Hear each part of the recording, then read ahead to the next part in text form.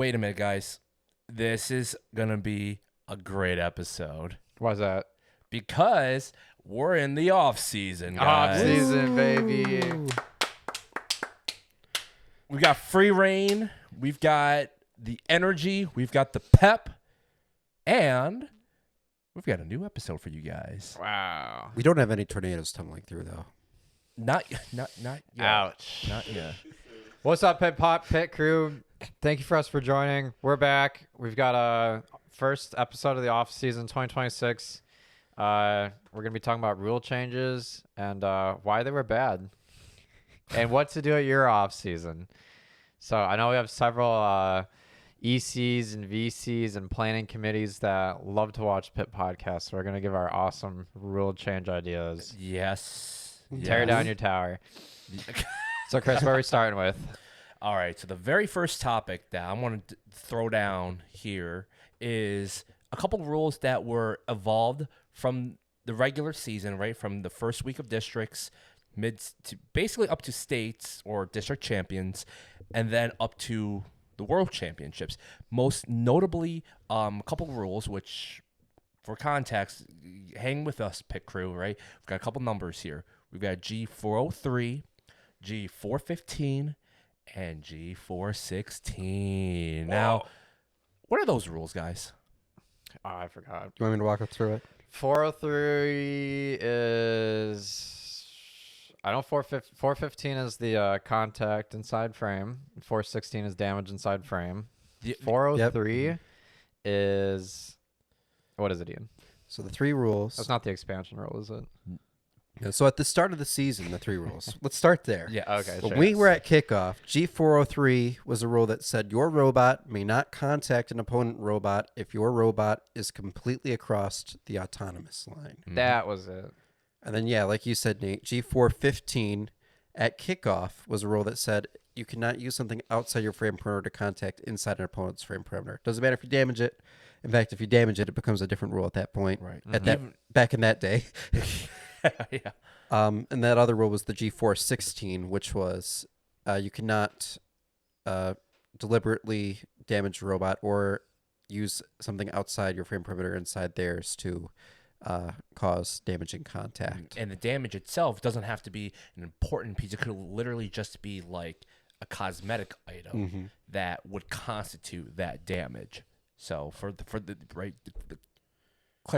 clarification of the old 416 rule. And a lot of times you saw at various events refs calling it just how it is laid out in the rules, right? So as a team, like for example, like let's go in tandem with 415 and 416, right? The early weeks of district events, right? You simply just had a bot, arm out, cross the frame perimeter as they're initiating meaning a team is moving forward and it's the one that started that interaction. Yeah. And as outside of your piece crosses the frame perimeter, that becomes an instant at the time minor foul. And then right as you So we said, got to touch something. yeah, not touch something essentially, but any like damage inside of it, whether it be a wire loose, a sticker coming off, or a sponsor panel being cracked or whatnot, that becomes a major foul, right? And a yellow card. And a yellow card, correct. And that's the stuff that we've seen from previous seasons too, to where I think for a while a lot of teams had issue of it because of how rudimentary that rule is and how like silly it can be caused by various teams. Which for the nature of this game, right? Let's say you send out a defender on the far side of the field, the opponent's zone or whatnot, right? They're playing defense. They don't have the greatest visibility of where their robot is and how, right? If they had an intake out, if they're collecting balls, but they happen to be simultaneously playing defense, there's not a lot of awareness that you can see at the far side. Yeah, you got two hubs blocking your vision at that Pretty point. much, yeah. Pretty much, yeah. And that caused a lot of frustration as well as teams being annoyed that rule be called of of how easy it is to commit. Sure. Yeah. Ian, take it away from him. Yeah. So like you said, Chris, the old G415, and just to be clear, pit crew, for those who are maybe newer to the program, the G415, 416, and the rule we didn't talk about, G417, which is the tipping rule. Those three have been around since I've started reffing. I've known about like 2019. So they're not new, but we did see them change it this year for, I think, the first major time since that I can remember, at least since the early days of my reffing. And they did two big changes to 415 and 416. The first one was after, I believe this was after week 2, heading into week 3 with Team Update 17, where they changed those rules, G415 and 16, to where if you did not completely cross your opponent's auto line and you used something outside your frame perimeter to contact them during auto, it was no longer a foul, right? Because we're seeing that a lot in autonomous, because obviously your intakes are out because you're trying to pick up balls, but everyone's going to converge to those pieces of fuel at midfield all at once. So there were a lot of like inadvertent fouls that were very inconsequential happening, or even if it was consequential and damaging in a 416 situation, how would you know the robot was going to be there, right? Right. There's no deliberate. So HQ saw that, our game design committee, our head referee, global head refs. I don't know who makes the calls for rule changes, but they modified it. But that wasn't enough, because then a couple weeks later, after week 4, heading into week 5 of competition, we had a much more major rewrite, which is why we had to preface what the rules were at the start of the season a few minutes ago, because basically what they did is they kind of split. They took the old G415 rule, which was if you just make contact inside a frame perimeter, nothing happens. They just tossed that rule out. And they changed 415 and 16 to basically both be different parts of 416, but even still more forgiving than 416 used to be. So G415 basically became to say what 416 was, which is if you... Actually, I don't remember it. What was... So the new one was if you initiated contact, right, but cause damage to a major piece of the robot's functionality, whether it be like their intake turret or their actual drive base, that constituted a major foul, and I believe a yellow card for 415 this time. Yep, they right? both became... You're forgetting the most Yellow important pass. part, which was inside your alliance zone. Yes. Yeah. Yeah. So Yeah. 415 basically became 416, and it was forgiving of if you're in your own alliance zone, as well as the 403 rule that had already changed. You have a And free pass. It can be, if it's just cosmetic damage, it's also fine. Mm-hmm. But then 416 became a rule that said you cannot intentionally or recklessly do things. So it kind of became a cover up for all the stuff in 415 that was now an exception. Don't be a jerk about it and go out of your way to damage robots because it didn't matter, right? Right. Yeah, and one thing that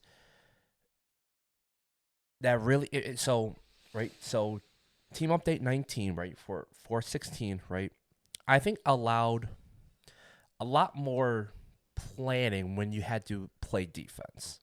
Okay, where if an opponent team has their intake out, you obviously can't go out of your way and smash into their intake and say, oh, but they were in our way, we're just slowing them down, etc. That was just nature cause, right? Now that rule now constitutes for the team that's playing defense, well, now you got to play defense in a smart way, in a way that doesn't hurt the other people. I think you were always doing that. Yeah, though. I think that was always the case, but now it was a bit more of a... I think the biggest change with that one, from my perspective, was within your own zone. You kind of have protection now where your intake can be out. You can be picking up balls and shooting, and if another robot like if you're initiating contact with a robot that's just kind of there, as long as you're not doing it to damage them, you kind of have a bit more forgiveness now, where you can focus on that 25 seconds to score without worrying about, oh, am I going to get a yellow card because there's robots sitting right underneath me trying to draw a foul, Right. for me trying to use my intake to pick up all the fuel that I passed over. Right. And the defender, they're playing the risk. You play the risk by going over and try to slow them down. So, right. So anybody that's in your own alliance zone, they're just playing the game.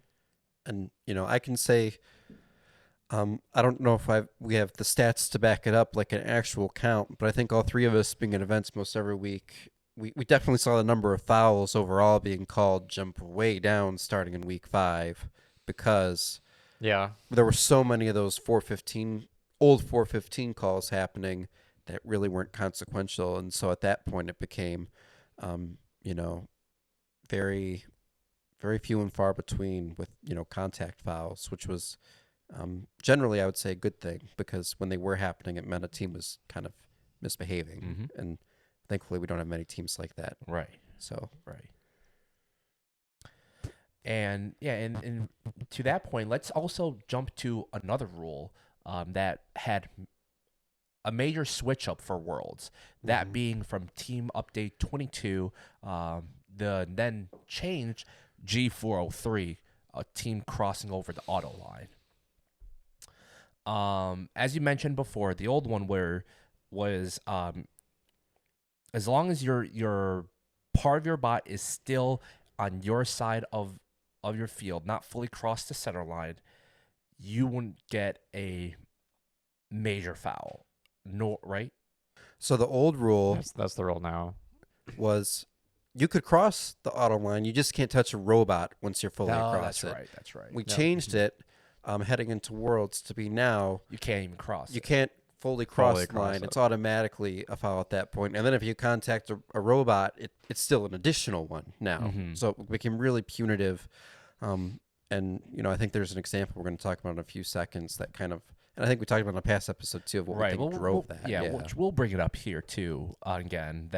So an example of this that I think at least sparked the idea to change the rule was back at the Michigan State Championships, I believe finals 1 and 2. So finals 1, I believe on the, what's that field called?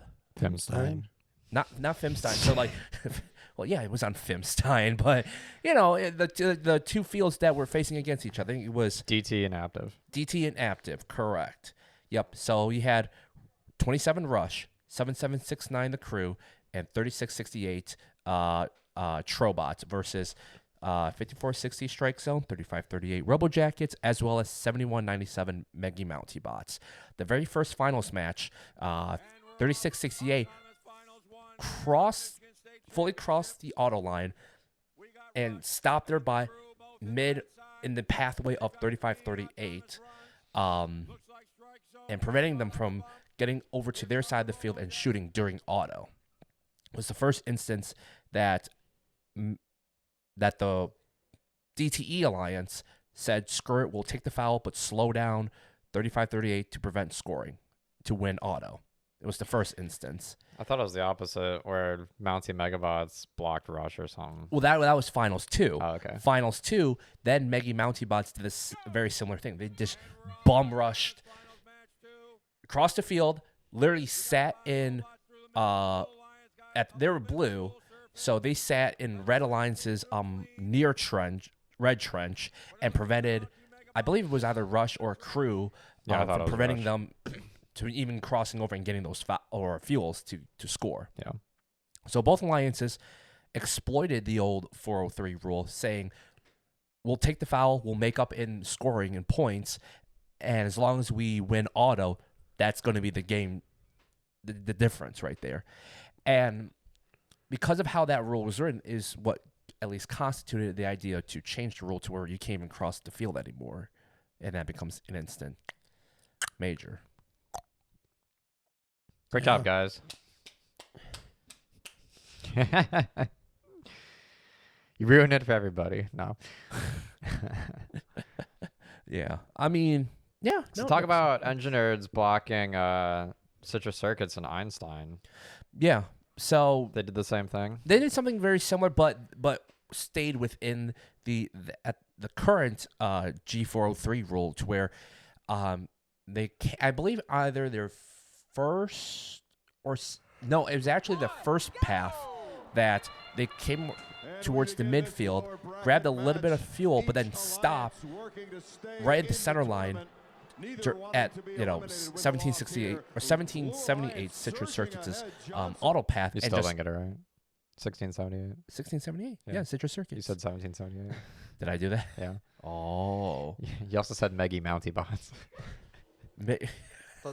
It's good. It's good. You know, what can I say? I'll let that one slide. Clint ordered his execution right there. Stopped Citrus Circus' auto and won the match and knocked him out in elims, which I just wanted to point out that was the highlight of how a team like that took advantage of the current 403 by staying within, having their bots still on their side of the field and stopping Citrus Circuits and the Engineers Alliance. I think Alpha Bots and whoever their other team was won the match because of auto.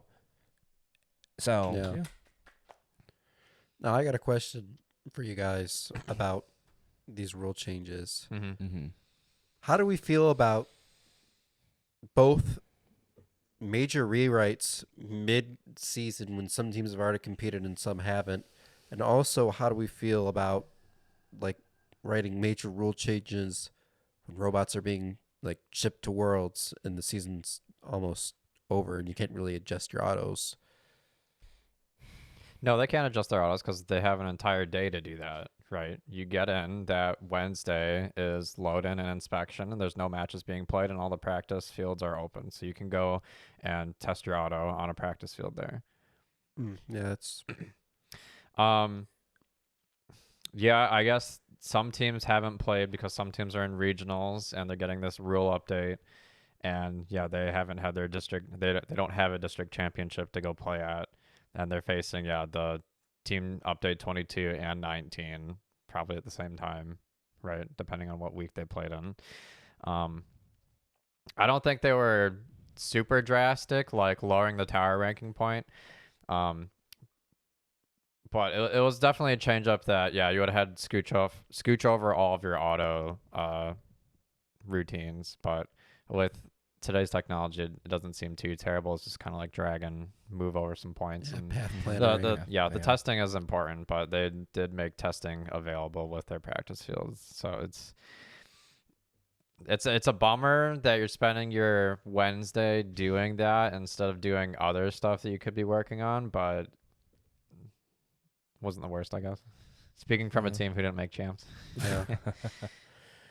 yeah, but like the practice field though, right? There's only 2 full fields on each end of the convention center, right, on the first floor. Yeah. So you got 300 teams trying to share the Share. two? That's what I'm saying. Yeah. Like there's a line on stuff, I know, yeah. So with that rule change, now with a team that instead of them be able to test and do other stuff, now have to scramble, quickly fix their auto and get to the practice field as soon as possible, wait in line, and then have it be tested. And if it doesn't work, then they got to go through this whole cycle again, go back to the pits or go by near the field, get back in line, test, or whatnot, right? All right. So one more question I have for each of you before we jump to our next topic. The game design committee. What lessons do we think they can learn from this year's game? Because obviously every year we have team updates, right? That's nothing new. But I personally don't know if I can recall in the time I've been involved with the program, which is 2016 on, a time we've had such major rule rewrites mid-season. I'm the same boat. As long Or at least as, so many of right, them, too. right. And as long as I've been here too, this is the first time saw a major rule change, right? In the past, and this before our time, we've seen it to where robot construction was changed, where a major example of that was 118 Robonauts back in the 2017 season. They had like the teeter-totters bridges in the middle of the field, and they had a mechanism to where they literally climb on the side of the bridge and climb up balance all by themselves. Yeah, that was crazy. 2017. Or no, sorry, 2012. Yeah. Right, the basketball game. But that was the last that I can recall of a like major change in the manual. This is a whole rule change that was. And you think that's a robot construction rule change? Well, I'm saying in the same realm, in the same flavor bag of chips that changed majorly mid-season, right? That caused teams to have to adjust. Gotcha. I think for the GDC, at least one aspect that they can take away is that it really forces them to think how the role has to be played for the next season and maintain it for the rest of the season. That's the biggest thing that's going to be hard for them to to predict how the game is going to be played throughout the season, and if these rules can be maintained consistently without it being either changed or altered. Yeah, it's definitely something that I think is going to be interesting to think about. And I mean, I guess credit to the game design committee and global head referees in general over the last decade and a half. There hasn't been that many truly like game breaking rules in that time frame, like the one in 2002. Like my friend Jay, who came on the podcast a while ago, talked about her favorite game. But 2018, you have to be breaking the plane of the switch in order to shoot the power cube. That was a real change after a couple weeks after, and that changed some autos. Because I remember in Robonauts reveal, they were upset about that. I remember that real change. Now that was a real change that affected some teams, and some designs. Okay. It's gonna be tough to, like you guys said, maintain and make sure that these rules are gonna be not so much standardized, but kept in a way that kind of applies to the coming games. And it's really tough because obviously these games have never been played before. So you're going to have like on one side of the spectrum rebuild where it's just like all crazy and you can go balls to the wall. On the other side, Reefscape, where you can only have one defender and everyone's kind of like, inside frame for the most part. And not a lot of pins, not a lot of damage, not a lot of contact inside frame. So I don't think contact inside frame was too terrible to call. Was there a lot of it? Yeah, but like I think a lot of us were expecting that as refs. Same with like 2022. That's what it reminded me a lot of. And I didn't ref any in-season events in 2022, only off-season. But I saw a lot of contact inside frame for that one too. So just gotta put out more resources for refs, I think, and get better understanding of how you guys, head refs and chief head refs want the referees to interpret the rules. Get some more clarification on pins and how they should be called and counted, and might need some more help with our training, I think. Ref training definitely could use an overhaul, but so I guess that'd be my answer. It's not so much with the rules, it's more of the ref training. I'll say too, definitely. We want to make sure the rules can stay consistent throughout the season and to try to find as many things that maybe could go wrong or like loopholes in the rules. You want to think about those as much as possible. Clearly there were a few misses there this year, but also I really hope they try to keeping things a bit more open to whether you can have creative strategies and it's not just an immediate like, oh, because someone might be able to do this, let's just like the one defender last year rule kind of, I don't want to say it sucked, but it kind of did just take away an element of strategy where you're kind of now forced. You can do one at a time, right? Mm-hmm. So kept it tame. But if you wanted to go double or triple defense, you lost that ability. That would have broke the game, right? Because then robots aren't loading from their loading stations, and nobody's having a good time. Yeah. Right. So that's because loading stations weren't protected last year. No, they weren't. Yeah. So So it's about just pacing and just like how what the tone is for the GC view for whatever game they create. So all right, Next topic. Spicy one. Bump pinning. I know this was pretty contentious at the World Championship, I would say. Anyone want to take the lead? I was on the FTC side of things for World, so So there seems to be a group of people out there that think, Jason included, love you, Jason, that robots can be pinned on the bump. And we did not see a lot of that being called at Houston. I wasn't there in Houston, obviously. I have a feeling that they weren't being called because the chief head refs said you can't pin on the bump. Whether or not you can do that and the refs just can't see it, or it's just you can't do that. Obviously, again, I wasn't there, like I said. But they weren't calling that, not because all the refs think differently or don't talk to each other. No, all the refs talk to each other before an event, okay? All the refs talk to each other. There's a big meeting, right? We all get issued and square and set on the same set of rules and clarifications and stuff. And if that wasn't a talking point during that meeting, some ref, somebody somewhere must have said something, right? There's no way this pinning on the bump was not talked about during that meeting. So I'm confident it was talked about during that meeting. I'm sure the chief head refs or any of the other head refs had something to say about it and said pinning on the bump's not possible, and that's why nobody was calling it. That's my hunch, right? There were a lot of people upset about that. Yeah. And I guess maybe, as you were getting to, Nate, to unravel the sausage a little bit for people that are curious how refs are trained, there's a training video, like course you have to take ahead of time, like any other volunteering role, right? Mm-hmm. Some are more rigorous than others. The referee one is, I would say, a little bit more rigorous than some of the others. Takes up obviously. half a day. And then, yeah, obviously the ref crew at an event will talk to each other, get aligned with the head ref, because head refs know and get additional instruction and context that zebras don't necessarily get. Yeah, states.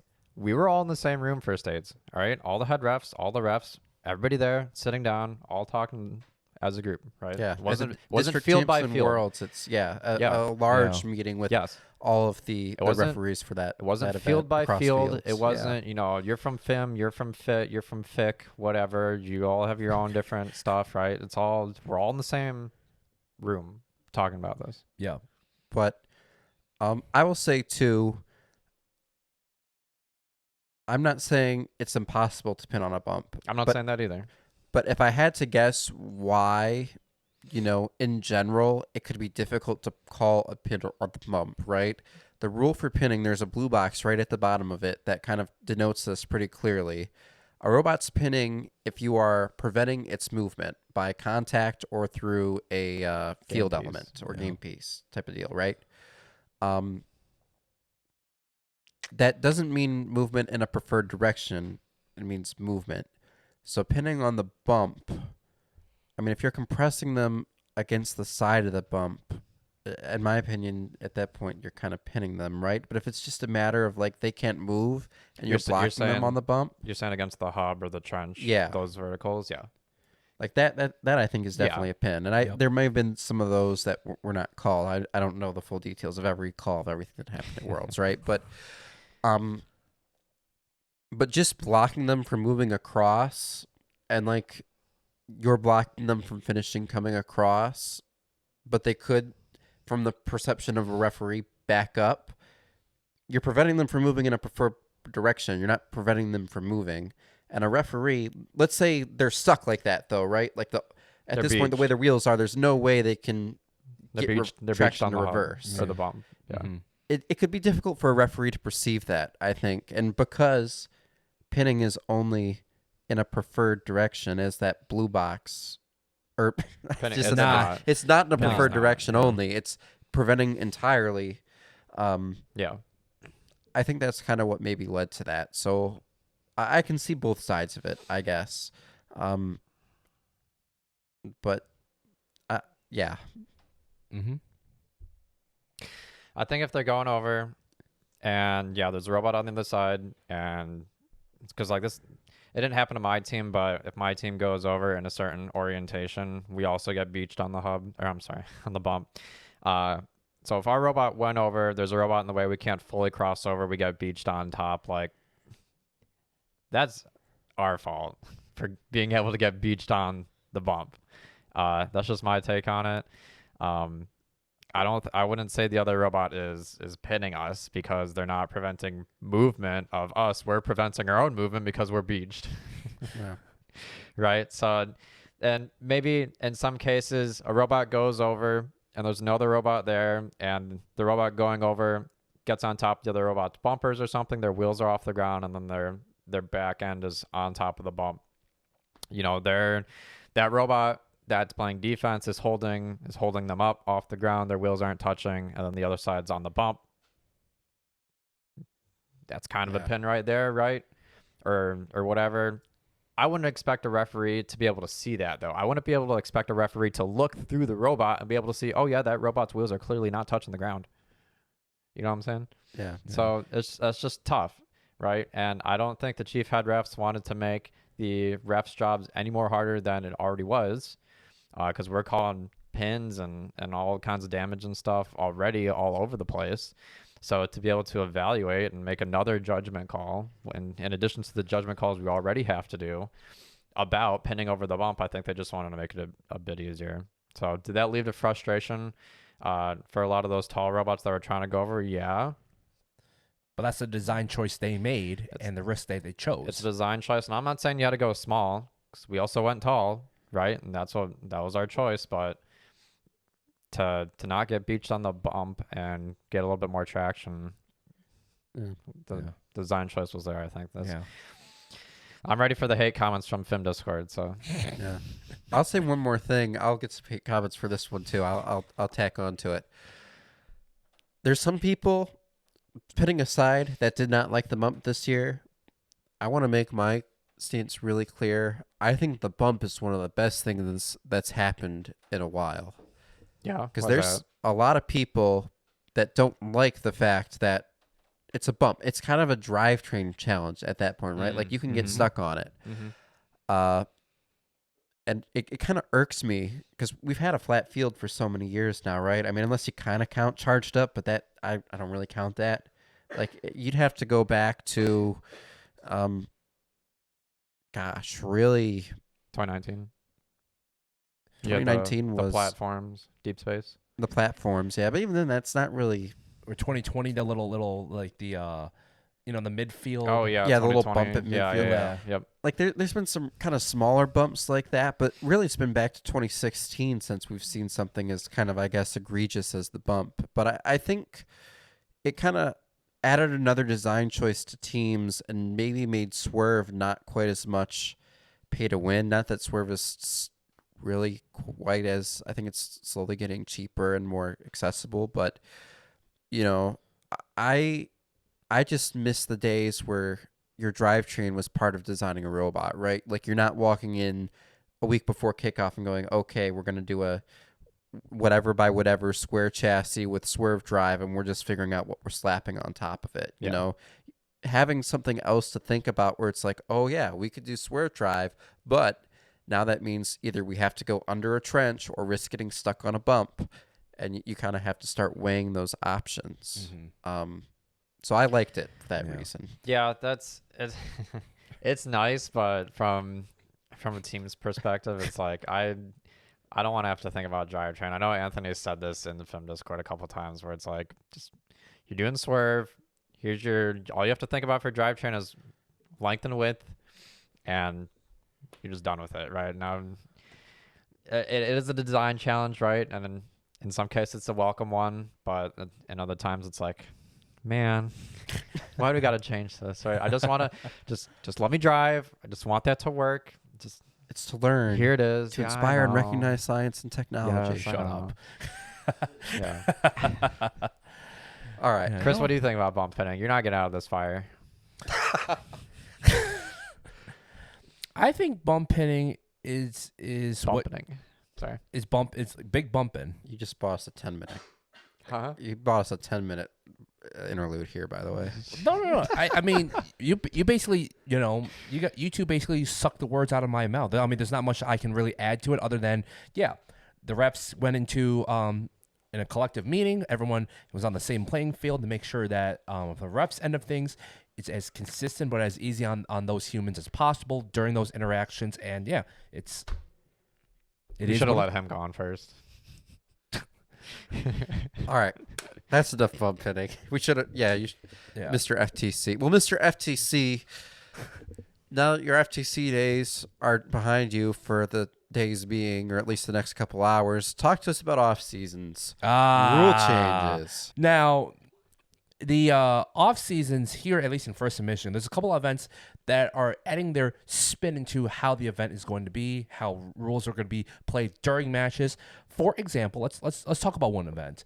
One event that is happening sometime whenever is at Belleville, right? The Belleville, they call it the what is it called? The Mos Eisley Invitational. That's pretty good. Really? Wow. Yeah. I'm impressed. Yeah. And Chris, what flavor are they adding to their off season? Now, a little dust they're sprinkling on to their events is that there is no alliance selection. What? There's no alliance selection. So how are they going to work that? Let me tell you. So alliance selection is not a thing. The way that you are put into alliance is directly based off of your rankings. So basically, there's no picking, and the way that your team is going to be set to is as the following here, as one example, right? Let's say you are the number 1 alliance, right? That means you are going to be paired up with a number 9 seeded team and the number 24 seeded team, and so forth, right? So, and there's no double eliminations, single elimination. So you're one and out. That's it, right? So in that regard, there's no, this is more so of a change of the event structure itself. So not the actual game rules itself, but how does that play out for certain strategies for teams, right? Does this now encourage tanking? Does this encourage teams? What are you smiling about? I am curious. Let's. I don't know if I would say that encourages. Oh, absolutely it does. You stupid. Yes. What do you mean? Or floating, whatever you want to call it. Yeah. Because like for example, if you're like in the top, if you're like ranked, 6, 7, 8, but you want to be on that number 1 alliance. Exactly. Yeah. I'm gonna fall to 9. Then Yeah, do your how? best. How do you By losing. How do you precisely fall from 6 to like 9? How do you make sure you don't end up at 8 or 10 or 11? You do the Sure. math of the ranking points. It depends on where I'm at. If I have one match left, right, there's only so much I can influence. But if I need to know how many specific ranking points I need to get, then I can aim for that. By dropping like let's say 1 or 2 ranking points, then hey, I might as well lose, but only get like the first RP in the hub and just secure that number 9 Yes. rank. We're not saying you can mathematically end up precisely in there. Right, But right. you can help influence that Yeah. greatly, dramatically. Right? Or maybe will you overshoot to 10? Sure. But now I'm in 10 and I'm not in the number 2 alliance. Yeah. Now we're not saying that all teams are going to do this, right? I know teams will go there just to compete and to have right. It's a silly off season. It's a fun off season. It's good. It's good, right? So it adds that little Cheeto dust, right, of the event. But this is in the realm of could a team play that tanking rule, or could actually there's a rule, right? There's a rule to where you in the manual that you can't intentionally throw a match or force a team to throw a match. Yeah. So now here comes that question, because the format, I'm not gonna lie, favors the strategy of tanking, right? Now how do teams, including whoever the head ref and whoever the ref is going to be at that event, right? How is that going to play out? I think it is going to be difficult to prove that you're tanking. I'll say I think you guys are right that you can to some degree know the exact number of RPs you need to know, at least late. But when you're playing 12 qualification matches, like how are you gonna forecast that? Like you're gonna for your first 10. Like it just feels difficult to me. And I also think like maybe being on alliance number 1 is really great because maybe there's one like goated robot there, but like being on alliance number 1 doesn't mean what it normally means to be on alliance number 1 at this event, right? It's not like you're pairing up with the 2 best robots there necessarily. You're teaming up with the robot that ranked first, and then, I mean, you're assuming you're 9th then. So, I don't know. I think being on the number 1 alliance also isn't necessarily the most glorious thing like it would be otherwise, where it's like you want to be that 24th best robot normally because you're with the 2 best robots there, and you get a I don't want to say you get a free blue banner, but like you can get carried a little. But let's think about it in the inverse then. Let's say 5199's in 3rd there, and I don't want to be with them. I don't want to tank. Right? Yeah, I mean, so it's not just to pair up with who you want to pair up with. It's also who don't you want to pair up with. Don't want to be paired up with. Right. So I think it's there's a lot more strategy now that goes into now how are you going into this event, right? Instead of just playing to just play, now you got to think, okay, my performance actually matters who I'm gonna be with. So yeah, I want to play just good enough, but not too good. But just good enough. Just good enough, yeah. And I kind of do like the idea, though, in this standpoint, that it does make the playing field a lot more even.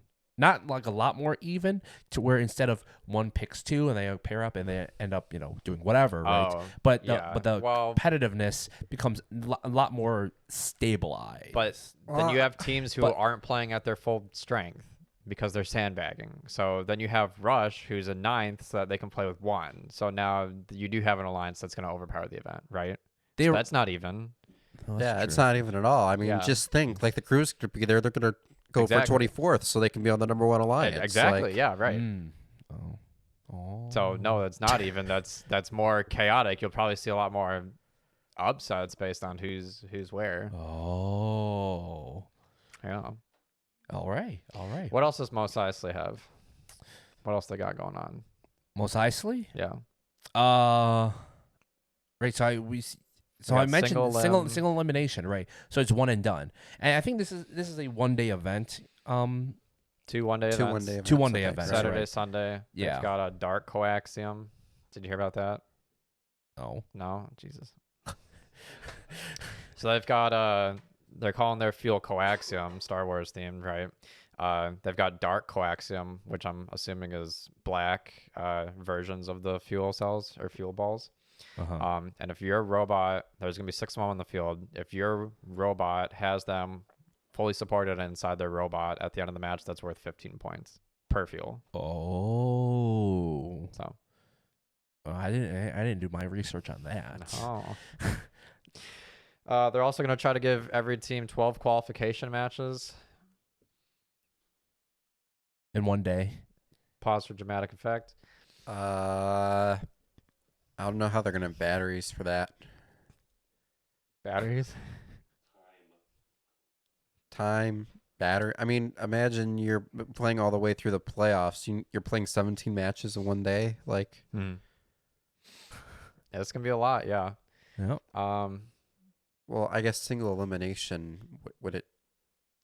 I guess maybe would be slightly less. Yeah, than they're trying to cut down. That's why they're getting rid of alliance selections. That's one way to save time. I think Philip did the math in one of his posts, but they need to hit 6-minute cycle times, 6.5 minute cycle times, and the average was 8.5 this year. So we gotta crank down. It's an off season, and you're gonna have quicker. Teams are gonna have less layoff between matches too. I'm assuming it's a 24. I think it's 30. I think they said 32. 32. And then so even still, it's. Then we also have to go out on the field and check, see who's got the dark coaxium, and then add that into the FMS. Yeah. So can't wait. Should be fun. Good luck, Bill. All right. It'll be fun. Another off season with rule changes. Kettering All Star. Kettering All Stars. Now, some of you guys in the pit crew might have already seen Kettering All Stars in the past, which basically works the same exact way. But we were there. We were there. We That's were all there right. last We year, were all yeah. there. Yeah. Yeah, it was cool. Yeah. So Kettering All Stars, what they do is that these are going to be predetermined alliances, right? So you could pick literally 2 other teams that you want to be paired up with anywhere in the world. And then you guys come out to the event and you compete for 2 days. I think 2 days. Yeah, 2 days. Yep. 2 days where you face a total of 8 full alliances, and you face each one twice. And then you go based off your rankings. You go off playoffs, and playoffs is the standard double elims. No, No. it's a best of 3 Oh, is it best of 3? classic style. Classic style. Pre 2023. Okay. Okay. Isn't that right? I don't know. Okay, I that's what I th- thought it was. I thought it in was the double. post. That's what I thought I read. Yeah. But my memory doesn't Yeah. serve me So well. that but- one will have quarters, semis, and finals. Yes. Okay. But yeah, which that alone, right? You can pick whoever you want to be with. I mean, it's quite of a big jump for the type of caliber this event can be. Yeah. If you pick like best of the OP. best, yeah, Yep. OP, Symbiotics, then like Alpha Dogs, for example, Orbit. yeah. If they do decide to come, which for anybody that is outside of FIM, if you guys do want to come over to this event and make it a big one, highly recommend it. Yeah. Who needs IRI? Yeah, IRI. It's goofy. Which, by the way, they also do a little funny thing in alliance selection, but they're historical. They've been always doing that. So, which Yeah, it's gonna be tough. I like both events. I know they're trying to schedule around each other. So it's unfortunate that they're Yeah. both the same weekend. right. And then to talk about a little bit, just a quick thing of how IRI does their alliance selection too, is that instead of doing 1 through 8, 8 through 1, they do 1 through 8, 1 through 8, and then 8 through 1. That's about Nice. Yeah.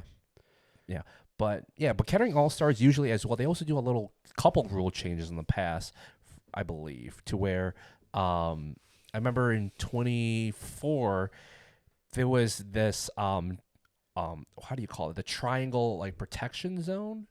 The stage. The stage, yes, Yeah, like stage. Stage is protected. Yeah, to where instead of it being like in the outside structure, it was smaller to the inside to allow more space for like possible defense and more shooting room, which was a change there. Last year, they added more algae to the field for more scoring in that department. So I am curious, how could they include a change for All Stars? Less balls. Less balls. Less balls. Make them fight for it. Yeah. Think about it. More balls. You're gonna have more surfing, more beaching, right? We don't need more balls. We need less balls. That's certainly out of. More hoarding. Raise the tower ranking point. What do you think, Ian? I think I'm curious who's going to be at Kettering All Stars this year. Yeah, me too. Who's going there? Me too. Because having been there in the past, it's a pretty unique event, but it's, I think, a lot newer and less historic than IRI. So I don't, I think for the target of what they're looking for, a lot of those teams, in my opinion, I think are going to choose to go to IRI. Yeah. So I don't, It's unfortunate. We'll still get some good teams from Michigan who don't want to travel that far, but Sure. yeah, I want to see. and I think they did lower the cost this year, if I'm not mistaken. I could be wrong. I can't remember. I'd heard a rumor about it. I'm wrong. It's still 900 a team. 700 a team. 700. Yeah. So 2,100 per alliance. So I feel like that also makes it kind of prohibitive to attend at that Yeah. price point. Yeah. But It sucks. I want to see Robonauts again. I want to see Robo Wranglers, all the Texas teams. They came down. We were trying to interview Ethan Reed from Robonauts, but he never came last year. So, Ethan, if you're watching, please come. Want to have you on, bro. Yeah, we'll see. We'll see what happens. And one off season, I'll throw in this one. Could be a special one. So, the past couple years, 2 years, we went to Ferris State Roboday. Yep. And you guys, if you guys don't know where that is, Ferris State is like kind of like right here. Right here. Yeah. So and Roboday is a cool event because right, it's a chill off season, and we've been graciously invited as the pod crew to help volunteer and run the event. Because of how much leeway, not leeway, but like how much help for this event, I am curious, could we or do we want to change some rules for this event? I have two. He has two. I have two. Big crew, he has two. Number one, don't put up the tower. Enough said. No Number tower. two, rule change number 2. An opponent robot cannot contact a robot contacting their bump. Problem solved. Wait. See that second part? You like explain that a little more. So like, If you're contacting your bump, okay, it's a safe spot. that's a safe spot. Oh, An opponent robot cannot contact you. So now you get rid of pinning on the bump altogether. Now any tall robot can travel over it freely. Problem solved. It's an interesting one. Thank you. So why don't you want those rules changes you proposed for Kettering All Star of less balls and higher tower thresholds? That was a joke. I think the less balls could be interesting. The higher tower threshold was a joke. I think less balls could be interesting too. I also think the FIM off-season truck, those balls are going to be pretty raggedy by the end of it. I don't know if we have a stockpile to replenish, but Are we giving them all away or something? coming on to me. yeah. Well, I don't know. What rule changes do you guys want? I personally want to increase the pin count to 5 seconds. You're crazy. Why would you want to do that? History. History. I Nostalgia. also want to rename minor and major fouls to fouls and tech fouls for the event. Okay. How about serious rule changes for this game? I think. So here's a funny one. Push up the trench. Push up the trench. Yeah. So like instead of the trench being like the down, push it up for the entire event. What do you mean push it up? Make it steeper? No. So you know, like the actual bar, right? With the Like how it's April open tag. between matches. Open up. Oh, Open. Open it. Yeah. For the entire event. Oh, No trench. No trench. just on that side. Yeah, because Yeah, the just other that one side. has Yeah. wires. You can't open Yeah, the wires. other Yeah, one. you Yeah. can't open that one. But like Okay. the other one, What would that do? it allow for tall bots another path to freely. I like that one too, actually. I'm sure you said it was a joke, but I kind of like that one too. No, I know. No, seriously. I think I actually almost like that one more than the bump contact foul because that feels like it's going to be kind of annoying to call. Whereas, Oh wow, you gotta wave your arm. Huh? Annoying. well, it's like, Don't be a ref, Ian, if you think fouls are annoying. but from the midfield or from that, like it's there's just a lot of implications to it. Just opening up the one trench, I think it gives a easier, safe path. And for the robots that did build to go under the trench, they still have that competitive advantage of the but other now side. on that that QR one. code or that April tag's in the way. Or Oh, But yeah, we yeah, could, yeah. but Fucked up. theretheoretically, you could take off that April tag. No, but teams That'll need screw that. up. That'll Teams screw need up that. code. Yeah. Yeah. Or now hear me out. They could adjust their code so that we don't use it. No, Uh, bro, no.